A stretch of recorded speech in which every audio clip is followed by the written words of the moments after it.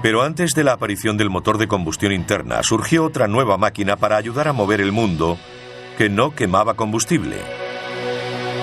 A continuación, el eléctrico se gana un lugar entre los motores del mundo. Cuando se extendió el uso de las máquinas de vapor a principios del siglo XIX, eran muy potentes. Pero esa potencia tenía un precio. También eran muy peligrosas. Para obtener la máxima potencia, sus calderas tenían que contener vapor a altas presiones, y no siempre estaban a la altura. En el siglo XIX había problemas con las explosiones de calderas. Solían ocurrir accidentes en los que moría mucha gente. Robert Sterling, un clérigo escocés, estaba cansado de ver a sus parroquianos resultar heridos o muertos por explosiones de máquinas de vapor. Así que decidió hacer algo. Mitad inventor, mitad predicador. Un hombre renacentista, fue un tipo increíble. Sterling desarrolló un motor totalmente nuevo, en 1816, al que llamó de aire caliente. Hoy es conocido como motor Sterling. Los motores que desarrolló eran de baja presión. En su interior no había nada a alta presión que pudiese explotar, incluso si la máquina se estropeaba. Los motores Sterling funcionan calentando una parte del mismo motor y enfriando otra. En su interior hay un mecanismo que hace circular el aire entre el lado caliente y el frío. Cuando está en la parte caliente, el aire se expande y empuja un pistón. Y cuando pasa por el lado frío, se contrae tirando del pistón. Pero había un problema con el invento del reverendo Sterling. Los metales utilizados en el siglo XIX no aguantaban bien el calor para que fuese tan duradero como la máquina de vapor. Los metales no aguantaban la alta temperatura de la llama continua. La caldera es la parte de la máquina de vapor que está expuesta a la llama continua, mientras que en el Sterling es el cilindro, una parte diferente. Pero con la metalurgia moderna, algunos creen que el motor Sterling ahora podría ser viable. Brent van Arsdale fabrica pequeños motores de demostración que revelan las capacidades del invento del reverendo Sterling. Uno de ellos funciona con el calor desprendido de una taza de café. Pero lo más sorprendente es que también funciona con el aire frío de un cuenco lleno de hielo. Todo lo que necesita es una diferencia de temperatura.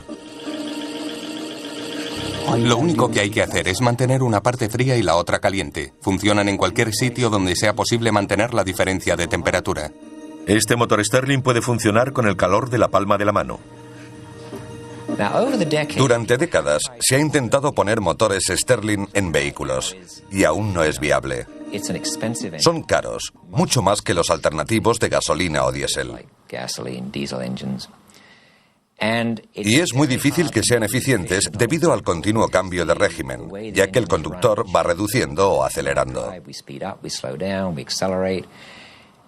Eso dificulta el rendimiento permanente del motor, especialmente en un Sterling.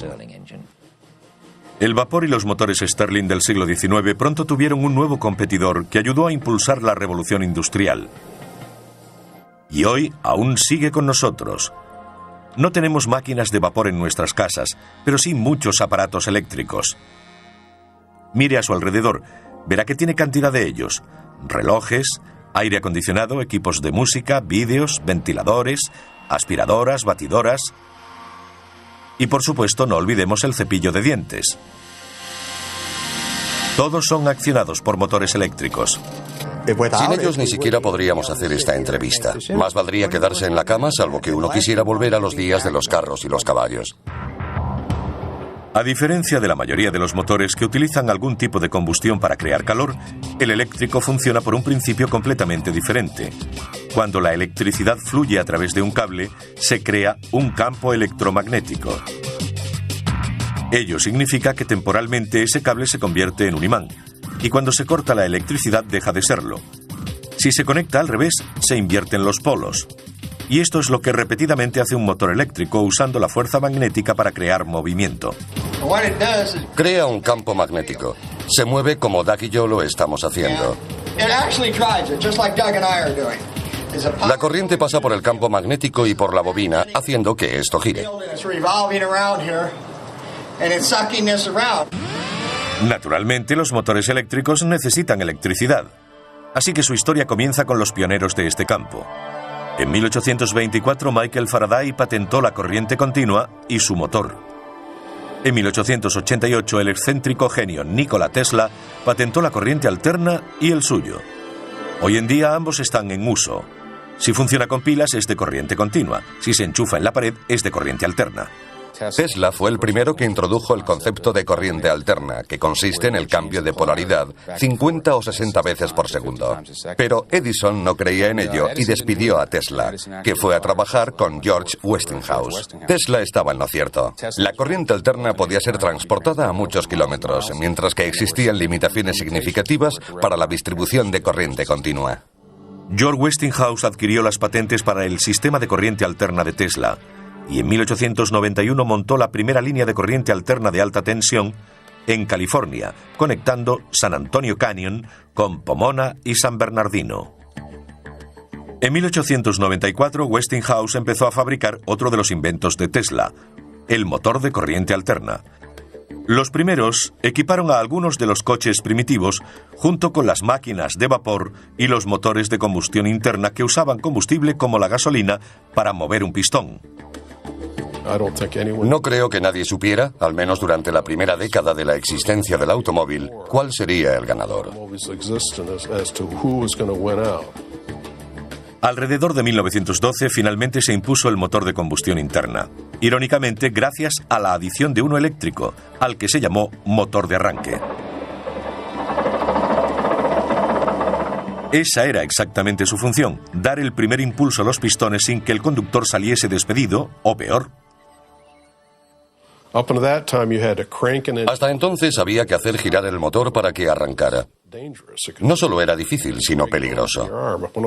Podía romper con facilidad los huesos del brazo y si daba un tirón de la persona, podía hacerle mucho daño.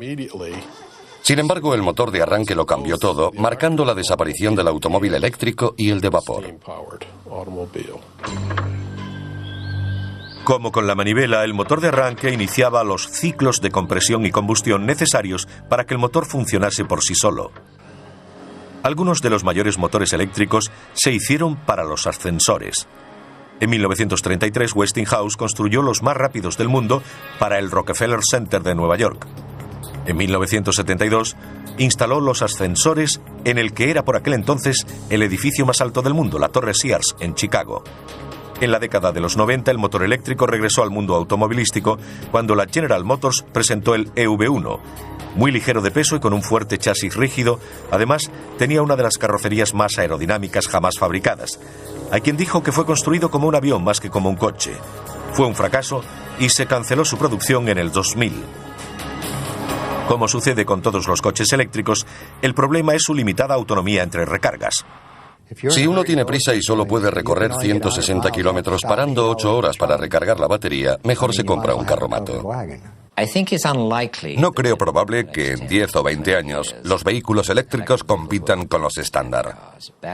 La tecnología de las baterías no es lo bastante buena y cuesta mucho, aplicada a la escala que requiere la cantidad de energía necesaria para propulsar un vehículo. Si se redujera su tamaño y aceptásemos una autonomía limitada, los coches eléctricos podrían resultar interesantes, porque realmente no producen emisiones cuando circulan. Puede que ellos no contaminen, pero sí ocurre donde se genera la electricidad que necesitan para recargar sus baterías, ya que la mayor parte proviene de centrales que queman combustibles fósiles.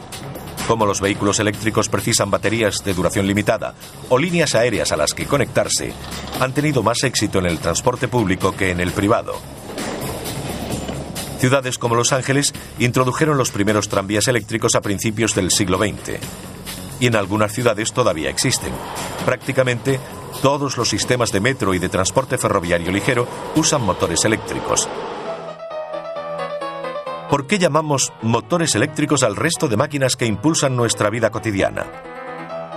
Ese es un tema de debate, una discusión que podría mantener a científicos e ingenieros ocupados durante horas.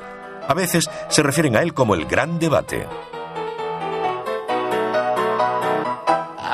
No creo que haya una respuesta clara.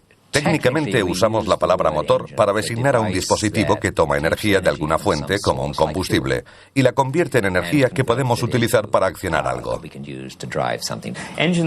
Personalmente, cuando pienso en un motor, lo hago en uno térmico. Yo soy termodinamicista y me refiero a motores térmicos. Incluso en la industria hay muchas incongruencias respecto a la nomenclatura. Yo no llamaría motores a los mecanismos básicos como los eléctricos. ¿Y cómo explicaríamos el nombre de los fuera borda que llevan motores en su interior? Es una buena pregunta. Nunca he dicho que fuésemos coherentes en cuanto al uso de esos términos. En la automoción, un motor puede ser una máquina eléctrica o de combustión interna. Entonces, ¿cómo llegó Detroit a convertirse en la ciudad del motor? Otra buena pregunta.